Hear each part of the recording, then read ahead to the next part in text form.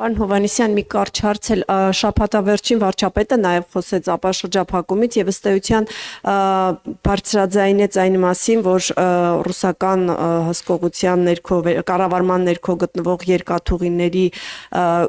վերագործարկման այն հատվածները, որոնք որ չեն գործում հիմա, ընդհանուր առմամբ խոսեց եւ նշեց, որ այն փաստը, որ Հայաստանի երկաթուղին գտնվում է ռուսական կառավարման ներքո, այդ ընդհանուր ապաշրջափակման համատեքստում մտահոգիչ դրվագներ կան եւ այնտեղ իր պատկերացումներից խոսեց, որ կարող է ռուսական կողմից կառավարումը որևէ այլ երկրի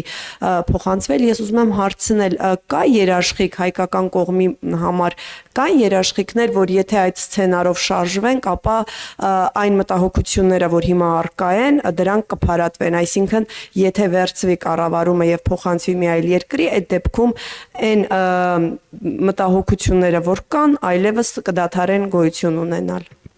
Վարչապետի խոսքը ըստ էության վերաբերում է նրան, որ կառավարումը հանձնվի մի կողմի, որը ունի լավ հարաբերություններ եւ ուրեմն Արևմուտքի հետ այս պարագայում եւ Ռուսաստանի հետ, ինչ վերաբերվում է նրան, թե դա այդ գործողությունը կերաշխավորի արդյոք դրա հետագա դրական ընթացքը, մենք չենք գնում գործողությունների, որի վերաբերյալ երաշխիքներ չենք ունենում